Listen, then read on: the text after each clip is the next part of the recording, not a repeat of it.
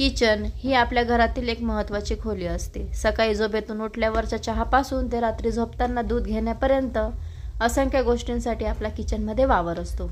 Kitchen, ओटा, trolley, कपाट, shelf, स्वयंपाकाची भांडी, किराणा सामान, सिंक अशा सगळ्याच गोष्टी या किचनमध्ये असतात। सततचा स्वयंपाक, फोडण्या, सांडलवण, पाणी आणि ओल्या कचरा यांमुळे किचन अनेकदा खूप खराब होऊन जाते।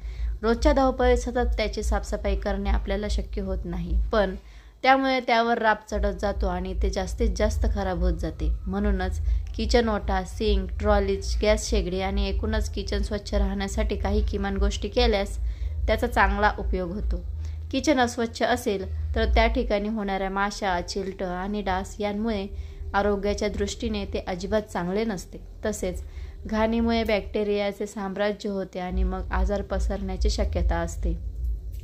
म्हणून किचन वेळच्या वेळी साफ केलेले केव्हाही जास्त चांगले। किचन स्वच्छ करायचे म्हणजे प्रामुख्याने कोणत्या गोष्टींकडे लक्ष द्यायचे समजून घेऊया चला।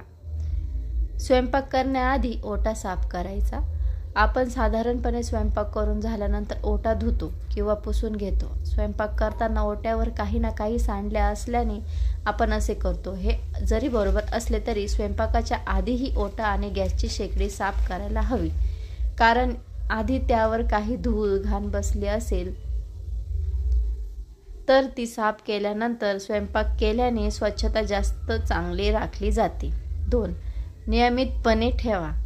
एक दिवस ओटा साफ केला, दुसऱ्या दिवशी गॅसची शेगडी साफ केली, तिसऱ्या दिवशी सिंक साफ केले, मग ट्रॉली, शेल्फ असे शेड्यूल ठरवून आणि त्याप्रमाणे एक गोष्ट साफ करत राहिली तर साफसफाईमध्ये नियमितपणा ठेवला तर या ठिकाणच्या सगळ्या गोष्टी योग्य रीतीने साफ होत जातात। किचनमधली कचरा पेटी साफ करा।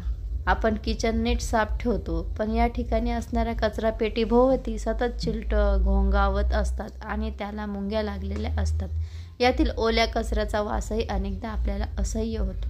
त्यामुळे किचनमध्ये असणारी कचरा पेटी वेळच्या वेळी योग्य पद्धतीने साफ करायला हवी। इतर स्वच्छतेकडेही आवर्जून लक्ष द्या।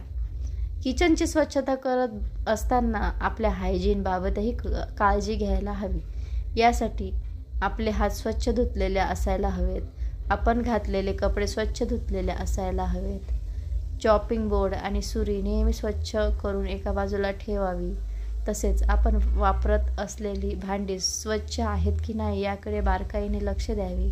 एकूणच किचनमधले लहान सहान म्हणतानाच अनेक मुद्दे याकडे लक्षात घ्यायला हवेत। व्हिडिओ आवडल्यास व्हिडिओला सबस्क्राईब आणि लाईक नक्की करा।